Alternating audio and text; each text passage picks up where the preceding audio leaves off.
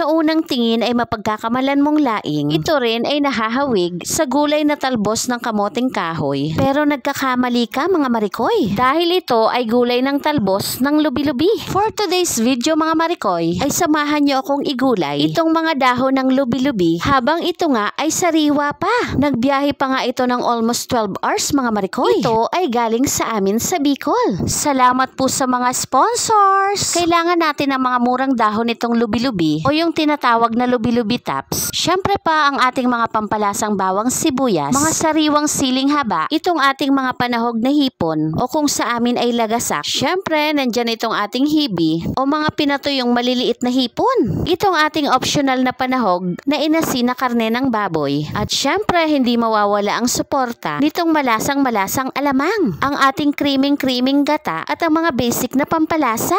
Alam nyo ba mga marikoy na itong gulay na lubi-lubi ay gulay daw ng mga tamad magtanim? Oo marikoy, sa kadahilanang ito ay hindi itinatanim kundi hinahanap lang. Sa amin nga sa Bicol mga marikoy, kapag nag-crave ka nga sa gulay na ito, ay pupunta ka lang sa mga bukid. Mag-iikot-ikot ka lang mga marikoy. At syala, tiyak na may makikita ka. Alam nyo bang itong lubi-lubi ay kapamilya ng mga igos? O diba, ang banal. Dahil nga itong igos ay madalas mabanggit sa Biblia. Sana all. At dahil nga isa ito sa mabiberdeng gulay, ito ay hitik din sa sustansya. Alam nyo bang napakayaman nito sa fiber? Kaya mainam sa ating digestive health. It helps to lower our bad cholesterol. Kaya mainam sa ating puso. Mainam din ito sa weight loss. Ayan marikoy, sigurado naman akong may nakaka-relate dyan sa inyo. Relate sa paghimay at paghiwa nitong lubi-lubi. Pa-share naman dyan ang lubi-lubi experience nyo mga marikoy. Nung nagkayayaan kayong maghanap ng lubi-lubi, nakasama si Crush. Charis! Ayan marikoy, after nga naming magayat, itong mga murang dahon ng lubi-lubi ay hinugasan ulit namin yan mga marikoy. Para nga ito ay malinis na malinis. At ginayat na rin namin mga marikoy itong mga sangkap at mga panahog. Alam nyo rin ba na mainam ito mag-boost ng ating immune system? Dahil ito ay nagtataglay din ng mayaman sa vitamin C. O diba, ang syala. Ayan marikoy, halos hawig lang ang pagluto nito sa talbos ng kamoting kahoy. Pero unlike sa talbos ng kamoting kahoy na nagtataglay ng lason na nawawala naman kapag niluluto, itong lubi-lubi ay walang lason. Pero pareho lang ang procedure mga marikoy. At ang purpose lang natin dito mga marikoy ay para lumambot itong mga dahon. Pakukuluin o palalambutin lang natin itong mga marikoy sa loob ng 20 to 30 minutes sa panghuling gata at ihihiwalay o didrain lang natin ito sa kanyang katas. Ang tawag nga sa amin dito ay paglabon. At pagkatapos nga ng prosesong ito ay simulan na natin ang pagugulay. Sa mainit na kawali ay ilagay natin itong pangalawang piga na gata. Syempre pa ilalagay na natin dito ang mga panahog na bawang sibuyas, panahog na hipon, hibi at inasin na baboy, itong pampalasang alamang, paminta at konting pulang panda. Halu-haluin para magsama-sama ang lasa. Luto-lutuin lang natin ito mga marikoy. Sa pagkakahawig nga nito sa punong nyog o coconut tree, ito ay tinawag ng mga Bicolano na lubi-lubi. Maging ang mga bunga nito ay nahahawig din sa mga bunga ng nyog. Alam nyo bang kinakain din ang bunga nito? At ito ay may lasang manamis-namis na nahahawig daw o nakakahigit pa ang lasa dito sa ngayong sikat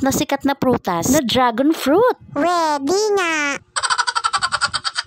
Ayan marikoy, kapag luto na itong ating pangalawang gata, ay ilagay na natin itong ating drainay na lubi-lubi. Halu-haluin para magsama-sama ang lasa. Lutuin lang natin ito mga marikoy. Hanggang itong ang pangalawang gata ay maluto ng husto, umunti at magmantika. Ito ay napapabilang sa mga gulay na low glycemic index, kaya mainam mag-regulate ng ating blood sugar level. Mainam ito sa may mga asthma at mga arthritis dahil ito ay nagtataglay ng anti-inflammatory properties. Alam nyo rin ba na ito ang gulay na mayaman sa calcium? Sana all!